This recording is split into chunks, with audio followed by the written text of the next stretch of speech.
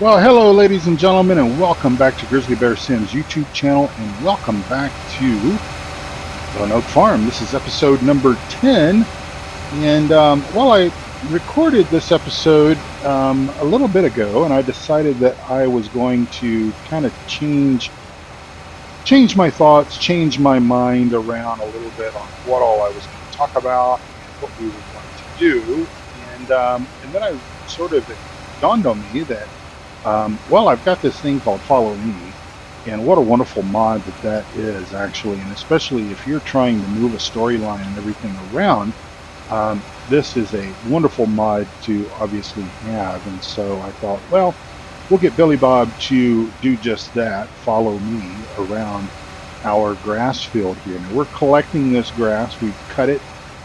Billy Bob cut it just a few minutes ago, actually, and I managed to get all of the grass up on the other field, which we did a little bit of mowing on and did some raking on and everything from the previous episode number 9.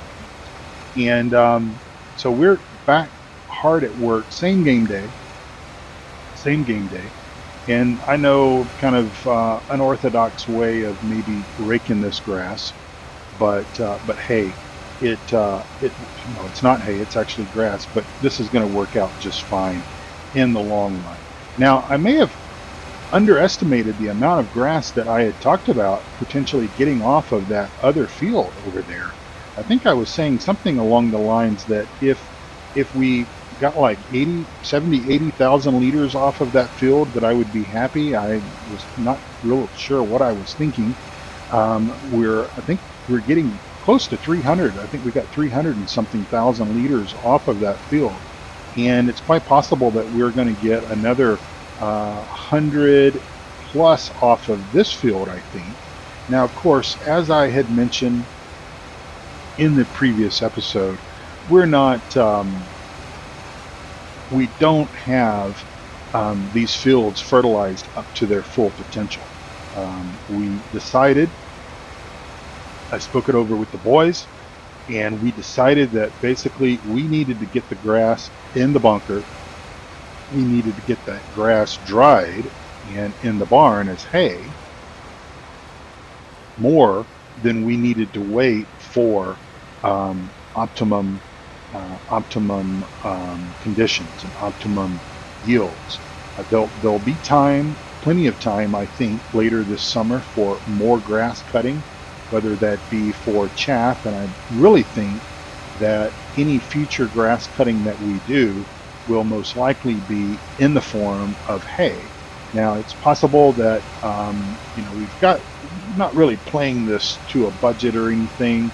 I'm pretty much going to put this hay, or I'm sorry, this grass in the bunker, in the silage bunker. We're going to compact it, and we're going to go ahead and cover it and let it be for now.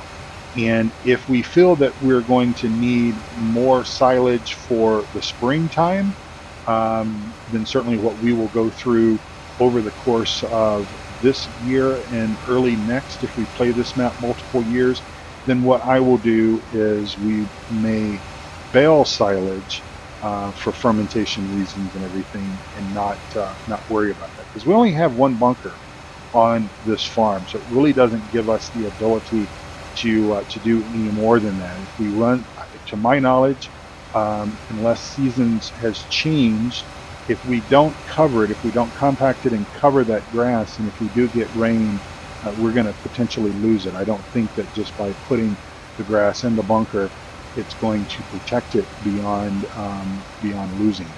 So we are running a slightly extra capacity forage wagon back behind us that Billy Bob is driving, and he's driving up my tailpipe, and I sure wish he would give us some more space. But in any event, he does have 120,000 liter capacity, and so we use that because it really helps single player. We're doing a lot of fields, and I don't want to spend just hours and hours and literally days doing grass work.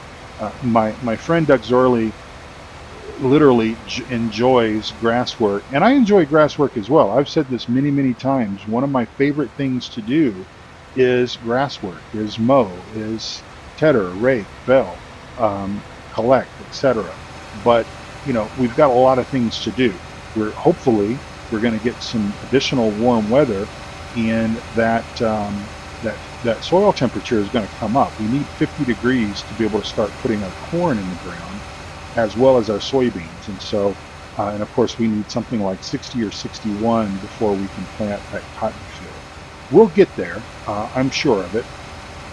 But in the meantime, we're just going to do what we do, and we're going to have fun doing it. So I'm pretty sure that he's about to get filled up there, and I'm going to go ahead and stop, and we're going to go ahead and shut the tractor down and get out, and then I will come back here, and we will jump in this guy, and we'll take him off of Follow Me, and we'll just pretend like we're Billy Bob for just a moment, and we'll drive this around and go and dump it, and then I'll show you what we've got collected over there, and all of that good stuff. So I hope everyone is having a wonderful day.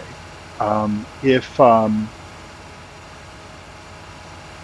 am coming off of a 3-day weekend, it is the 7th of October in the real world. Now I realize it's Monday, the 7th of October, and you guys will see this video next Monday, and I don't know what day of the month of October that is. I think it's the 14th. Yeah, it would be, wouldn't it? 7 plus 7 is 14. So yeah, it's the 14th of October when you watch this.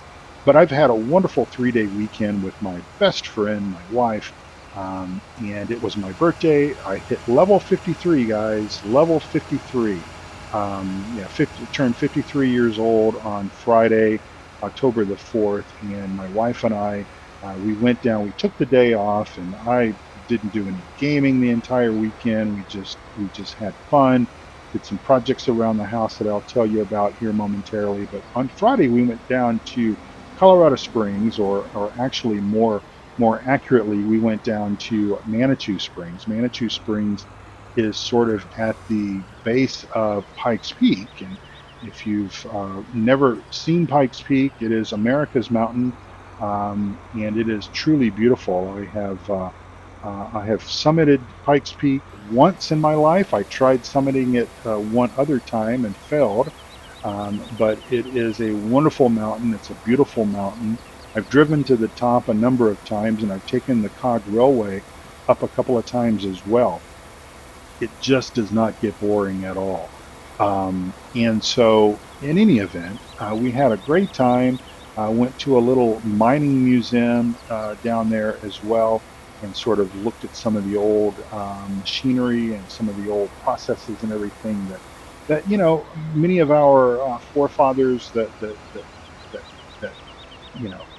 pioneered and discovered not only Colorado but Nevada and California and such, used to earn, make their living, to sort of carve their way through life. And seeing some of that old stuff just makes you really appreciate the more modern ways of doing things. And I remember a number of years ago, I toured a mine here in Colorado, an actual mine that dates back to the late 1800s. And they were talking about how the miners, it's pitch black inside there. And they had a few candles, but literally, the guys that were slinging the sledgehammers were focused on the reflection that, if you can imagine the drill bit, the metal bar, the steel bar that is being hammered with the sledgehammer, the top of that, if you've hammered metal before, you know that that'll get a bit shiny, and they would basically view the reflection of that, and know where to hit the sledgehammer and everything. I can only imagine just how many thumbs or hands or whatever that got busted and bruised and potentially even broken as a result of someone missing. And they would say that they would actually say that whenever the guy that was holding the bit, okay, so it was a two-man team. One guy is slinging a sledgehammer and the other guy is holding the bit. Whenever the guy holding the bit needed the guy to hold the sledgehammer, whenever he needed him to stop pounding, he basically covered up the end of that bit, that metal bar. And if the guy slinging the sledgehammer no longer saw the reflection in that shiny piece of metal, he knew to stop. Well, I just hope that he actually saw that and noticed it before he actually slung the hammer. But anyway, that's not really what all I wanted to share with you. But we had a great weekend. Now, one thing that my wife and I have always done is we have not worked on our birthdays in a number of years. We sort of realize the importance of, time off and everything, and we've both been at our present company for more than 20 years. It'll be 21 for me later this fall, later this October. But so we stopped working on our birthdays, like I said, a long time ago. And if our birthdays fall near a weekend, or usually we'll always still have what we call our birthday weekend, and it's really just time that her birthday is 2 weeks before mine, and so we typically do something. We go someplace, we do something fun or whatever, the two of us together, because quite honestly, there's no one else I would rather hang out with other than my wife. She's literally my best friend, and so I told her on Thursday. I said, okay. I said, I know it's my birthday weekend coming up, and I know that we typically do fun things on our birthday as well as on the weekend and everything. I said, but I also know that you want to get this project done, the rest of this painting done. And we had honestly probably about 3 or 4 more hours, about half that time ladder work, high ladder work again, and then some more touch up here and there. But basically, we could say this project was done. It was done, finito, finished. We could basically check this project off the board. And I said, I can do things for I can do a birthday weekend later in October or whatever. And as it happens, sometimes we don't do absolutely anything, especially if it's snowing and if we're having some bad weather and everything. We actually have snow in the forecast for this coming Thursday, believe it or not. I know that some parts in the south, you guys are still having 90s in some places. It may even still be triple digits. We actually have snow forecasted for Thursday, anywhere from 0 to 3 inches, and it's going to be something like a 50-degree temperature difference between Wednesday and Thursday. So anyway, we're going to do a birthday weekend at some other stage, but I told her, I said, I want to get this done. I know you want to get this done. Let's just do this. So we went out Friday. We had lunch, we had dinner, we saw a few things and everything. We came back Saturday morning. We got up. I got the big ladder out again and got started with all the setup and everything that we needed to do to make all this happen. And we did it. We got her done. And everything that all of the frustrations that we have had with this project, coming back from vacation and finding our ceiling had water damage from the upstairs bathroom and the kitchen and everything, just was gutting, and it's just been kind of a long 3 months. And so we got this done. The house looks fantastic. Of course, if you have an older house like I do, or if you have a wife that enjoys, getting stuff done and doing projects and stuff to make our house better and more valuable and everything, then that work list you're never done with it. There's always something to do, and it sort of reminds me, having said that, it reminds me of the Real Life Farm YouTube channel called Our Wyoming Life, and he showcases a project board in some of his episodes, and he often talks about how the project board, he will never ever get the project board wiped clean, because as soon as one project comes off, 3 more go up to replace it. And I think that that's how life is when you own an older home, and especially I think it's how life is when you can do some of this work yourself. And I'm very blessed. I'm very fortunate that not only do I have, and I'm not bragging or anything, but I have some skills, and I don't mind doing some of this stuff. And also I'm blessed with the fact that I've got a good job, and I can afford decent tools that help make the job a little bit easier, safer, all that good kind of stuff. So um, for right now, the project board is somewhat wiped clean. We know that we've got some things that we need to do in order to kind of get the house ready for winter. We'll get that done. Actually, I'll probably come home tomorrow and do things like pick up the garden hoses, or at least disconnect them, because I know fall will return. Thursday we may have freezing temperatures. It may be the coldest day of the fall, this season, this fall winter season. But fall will return. We'll get back into the 70s, maybe even flirt with 80s and all this kind of stuff.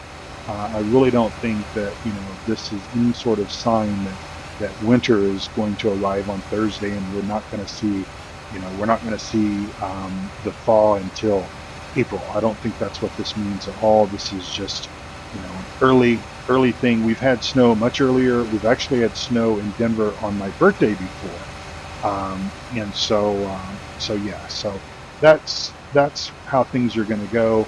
And but I think that we've got some things that we need to do to get ready for. We'll be going to Texas for Thanksgiving, as I've already talked about on the channel, and get some of the stuff done prior to that, because then my wife and I, we really thoroughly enjoy our Christmas holiday together, and we'll come back and get the house all decorated and everything for Christmas.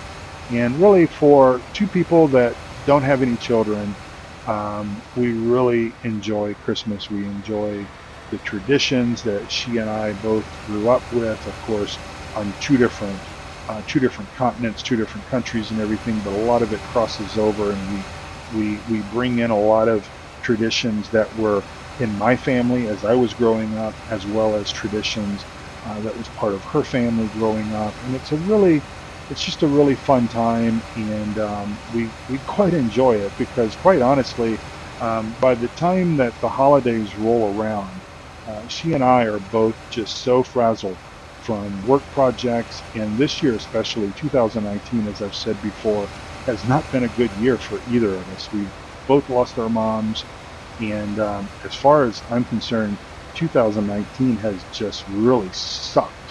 Um, and looking forward to 2020, looking forward to greener pastures, if you will. And as we pick up the last of our grass here. So yeah, I think I forgot to look and see how much chaff we have in our bunker. But yeah, I'm thinking probably 400 to 500,000 liters. I'm thinking, unless I just haven't been paying attention, and we have either more or we have less, but I just don't know. All right, is this a little bit of grass here? Let's go ahead and get what we can get, because waste not, want not, and all that stuff. And then, oh, that's not grass, that's just some kind of other texture there. So let's go ahead and fold this guy up, and we'll let Billy Bob follow us back. We'll see who beats who getting back to the barn. But anyway, so that's what I did on Friday and Saturday. And then on Sunday, yesterday, I got the smoker out, because I wanted to smoke one more brisket this year, and also did a bacon weave meatloaf. And let me tell you, ladies and gentlemen, especially you gentlemen that enjoy smoking, if you have not smoked I just noticed that there's a big chunk of that field back there that doesn't have any seeds on it. Oh well, if you enjoy smoking meat out in your smokers, you've got to try a bacon weave meatloaf.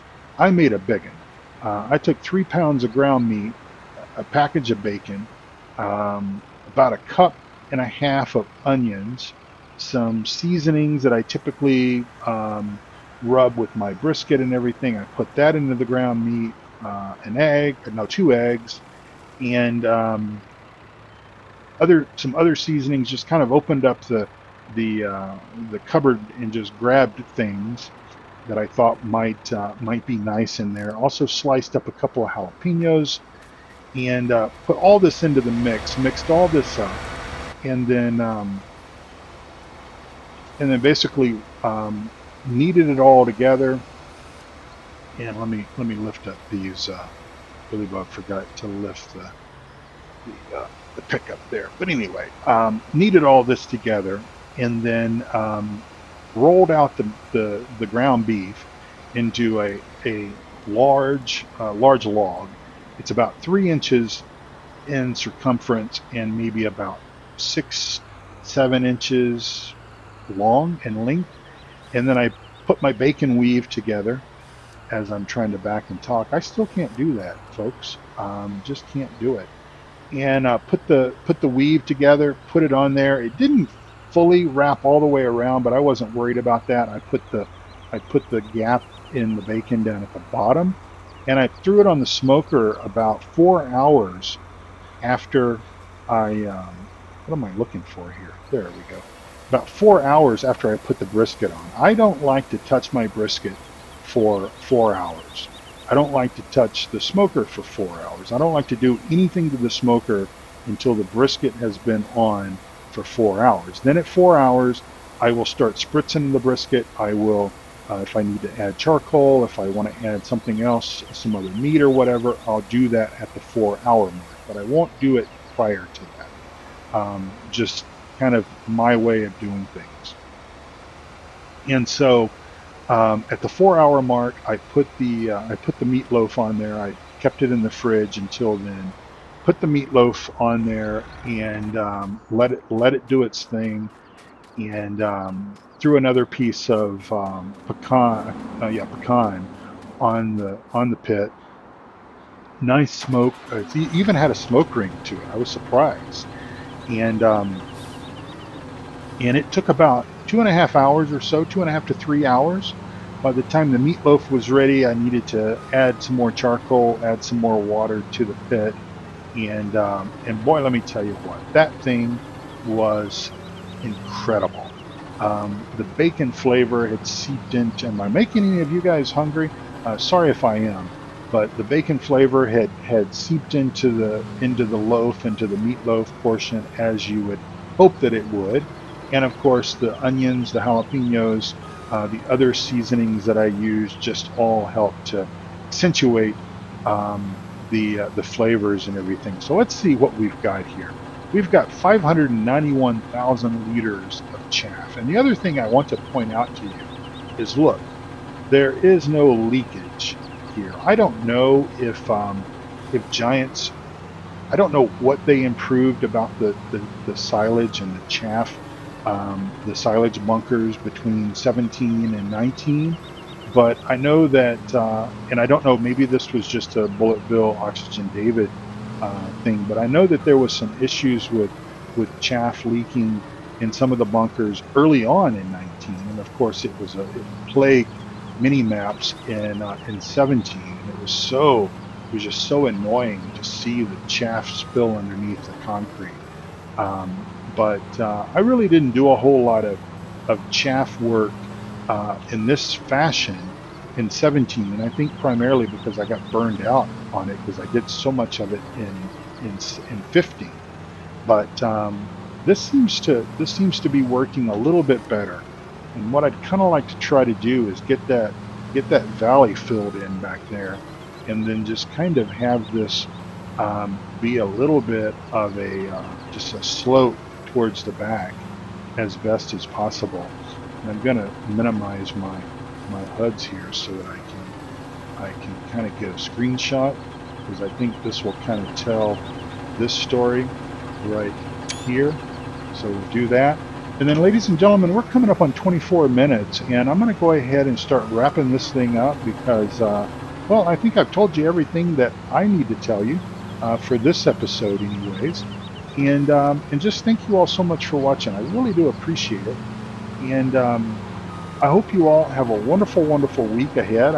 Again, I think you're watching this on the 14th of October. Hope you have a wonderful week ahead. What I'm going to do is we're done mowing grass for this time around. And I'm going to finish getting this bunker compacted and go ahead and cover it, as I talked about before, because 600,000 liters of silage, I think that will be enough for the few cows that we have. And then any other future grass work that we're going to do this particular year, we will do that as hay only, because I'm not expecting to get a huge amount of hay and everything out of the cutting that we did. But we know that we'll have other times that we can cut grass in this particular year, and we'll have fun doing that. Right now, we just need to get our soil temperature up to 50 degrees so we can get the corn in the ground, get the beans in the ground, and then a few more degrees from that, start getting the cotton in the ground. So until next time, ladies and gentlemen, thank you all so much for watching. I really do appreciate it. And take very good care of yourself as well. And God bless you all. Come back and see me. I'll be right here, probably packing silage. Until next time, take care, everybody. Bye bye for now.